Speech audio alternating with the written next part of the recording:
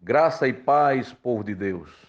Com mais uma reflexão da palavra de Deus neste dia, espero estar contribuindo para a sua saúde física, emocional e, sobretudo, espiritual.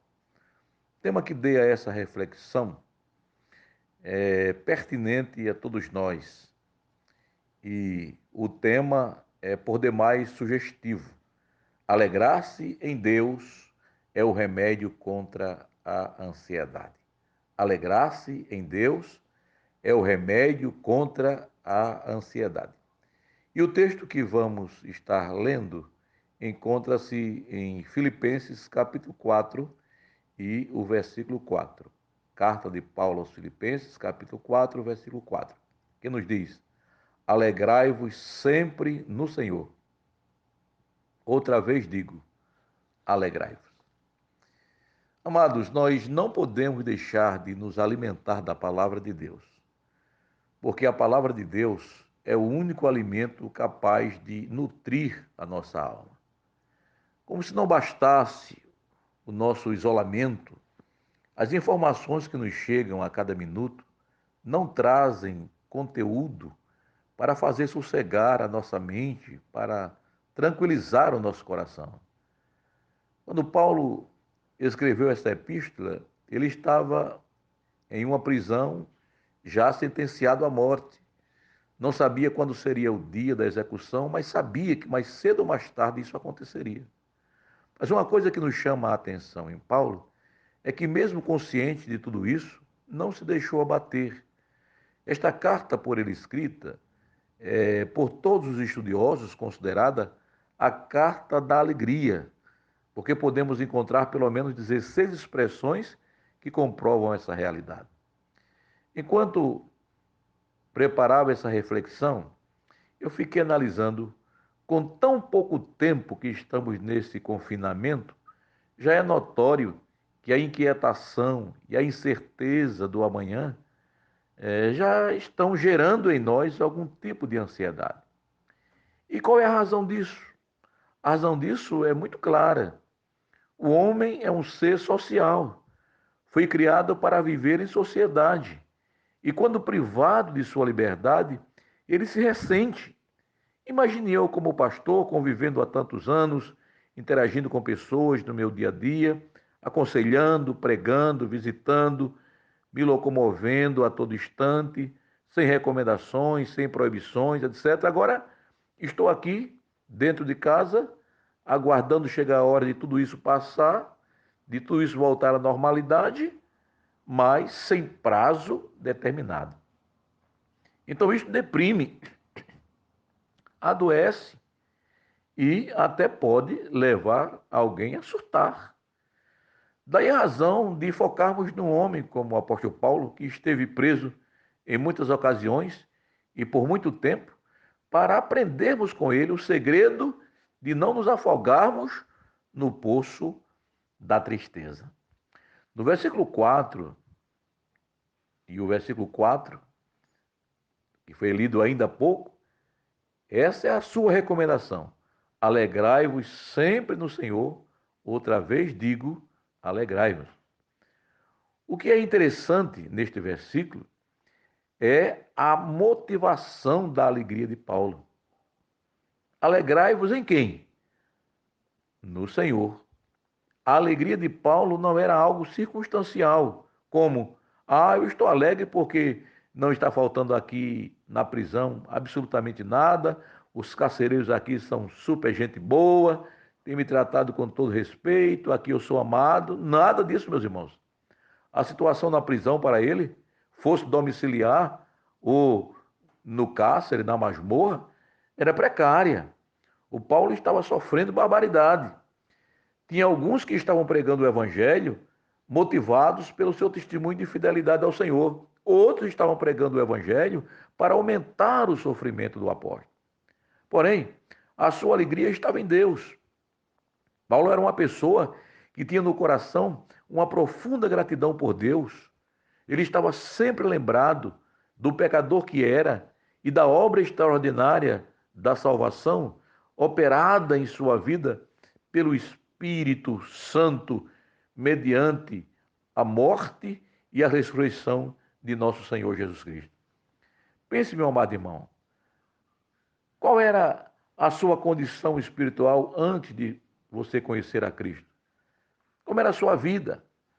Na carta que o mesmo Paulo escreve aos Efésios, no capítulo 2, a partir do versículo 1, ele vai nos explicar isso. Ele vai dizer exatamente como era a nossa vida, a vida de Paulo e também a nossa, a sua e a minha. Veja o que ele diz. Ele vos deu vida, estando vós mortos nos vossos delitos e pecados, nos quais andastes outrora, segundo o curso deste mundo, segundo o príncipe da potestade do ar, do espírito que agora atua nos filhos da desobediência, entre os quais também todos nós andamos outrora, segundo as inclinações da nossa carne, fazendo a vontade da carne e dos pensamentos, e éramos por natureza filhos da ira, como também os demais.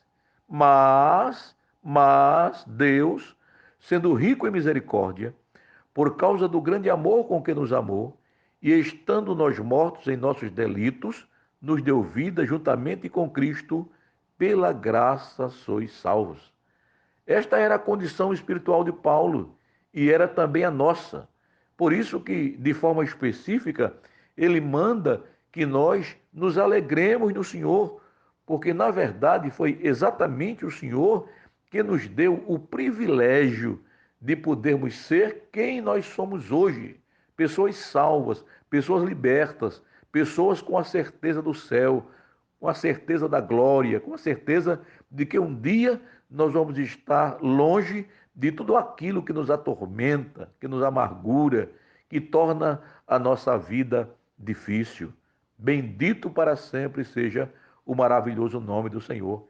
E é por esta razão que tanto o apóstolo São Paulo como nós precisamos manter no nosso coração a gratidão pelo Senhor, aquilo que ele fez por nós, entregando a vida do seu filho para morrer na cruz em nosso lugar.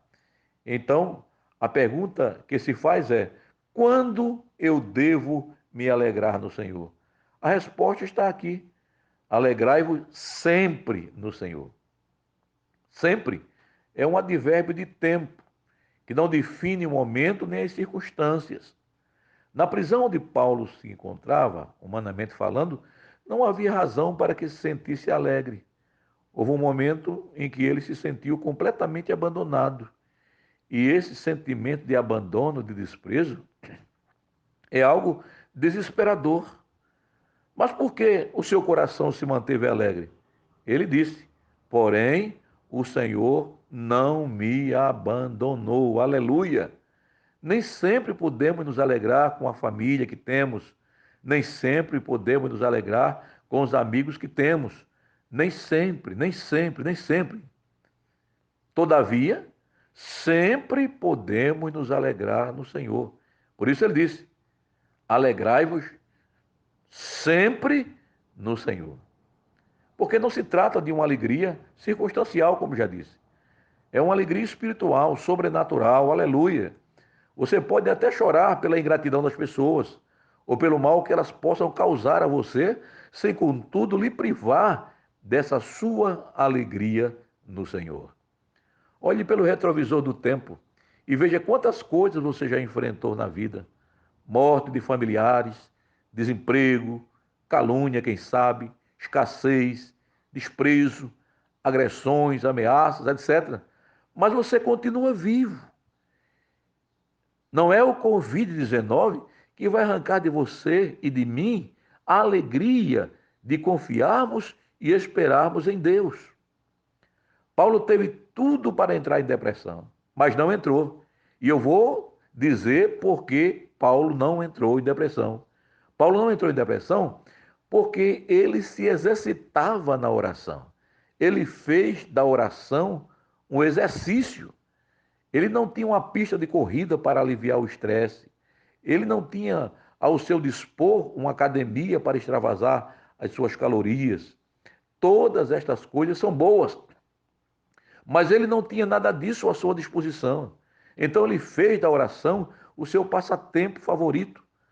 Assim como o exercício físico traz saúde para o corpo, o exercício da oração torna a alma saudável. Glória a Deus. Sabe outra coisa que não permitiu que o apóstolo Paulo ficasse deprimido?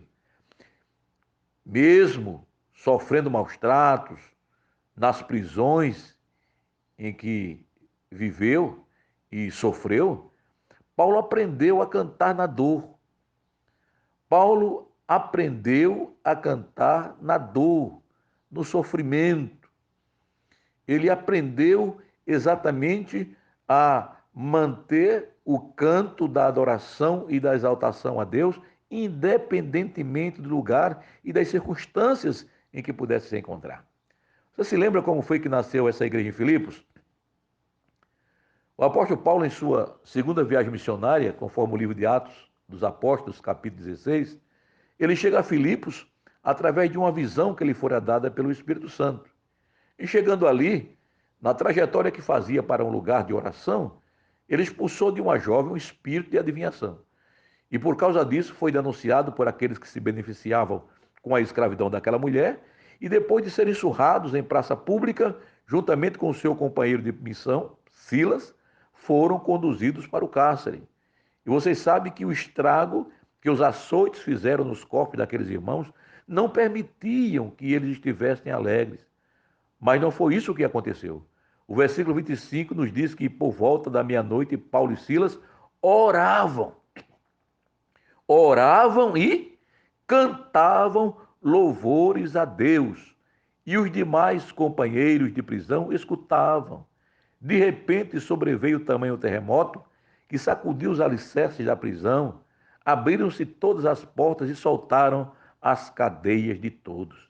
Meus irmãos, enquanto Paulo orava juntamente com Silas e louvava a Deus, olha essa expressão, louvavam a Deus. Isso mostra que o louvor tem função terapêutica. O louvor é o remédio que cura as amarguras e a semente que planta a esperança em nossos corações. Por isso que ele escreveu no versículo 6 aos irmãos: não andeis ansiosos de coisa alguma. Ao invés de lamentar, cante louvores ao Senhor. Aproveite esse momento, meu irmão, com a sua família e faça dele um tempo de comunhão, de crescimento espiritual. Abra os salmos e hinos, cantem, louvem, adorem, glorifiquem ao Senhor. Por último, mas não menos importante, sabe por que o apóstolo Paulo não entrou em depressão, não deixou que seu coração fosse tomado pelo desespero? Porque ele manteve a mente sempre ocupada com pensamentos saudáveis. Veja o que ele recomendou aos irmãos daquela igreja com o que eles deveriam manter a mente ocupada. Versículo 8. Finalmente, irmãos, tudo que é verdadeiro, tudo que é respeitável, tudo que é justo, tudo que é puro, tudo que é amável, tudo que é de boa fama, se alguma virtude há e se algum louvor existe, seja isso o que ocupe o vosso pensamento. Você não pode impedir que um pássaro pouse em sua cabeça, mas pode impedir que ele faça um ninho. Não podemos evitar que os maus pensamentos nos assaltem, que os pensamentos pessimistas e derrotistas subam à nossa cabeça, mas podemos evitar que eles passem a residir em nós, a morar em nós. Concluindo, meus irmãos, você e eu temos em nossas mãos um livro maravilhoso que é a Bíblia Sagrada. Procure ler os Salmos, os Evangelhos, as cartas de Paulo, enfim, toda a Bíblia é proveitosa, é preciosa. Procure ler também livros devocionais. Ligue para as pessoas que você conhece e para aquelas que não são evangélicas. Fale do amor de Deus para elas. Faça orações pelo celular. Evite tentar dormir se não estiver com sono. Evite ver reportagens tristes antes de ir para a cama. E alimente sempre em sua mente de que esta tempestade vai passar, porque o Deus da sua fé é grande e não existe nada que ele não possa fazer. Deus continue abençoando a sua vida e enchendo a sua alma de paz. Não se esqueça de que alegrar-se em Deus é o melhor remédio. Alegrai-vos sempre no Senhor. Outra vez vos digo, alegrai-vos. Gostaria neste momento de pedir a todos vocês que estejam orando ou continuem orando, não é? Pelo nosso país, pelo nosso presidente, por todos aqueles que estão investidos de autoridade. Eles precisam de um direcionamento da parte de Deus. E esse direcionamento virá através das nossas orações. E quanto mais eles se preocuparem em buscar soluções para deter o avanço desse coronavírus, mais cedo também nós estaremos deixando o nosso casulo, né, para voltarmos à normalidade da vida. Não se esqueça também de orar pela igreja e também não se esqueça de contribuir com o pouco que Deus tem dado a você. Você sabe que a igreja continua, não é, com suas responsabilidades, com seus pastores, com seus funcionários, e nesta hora todos precisamos repartir o pouco que nós temos também com a casa de Deus e com aqueles que militam a boa milícia da fé, da pregação do Evangelho de Cristo. Deus abençoe você mais uma vez, em nome do Senhor Jesus. Amém.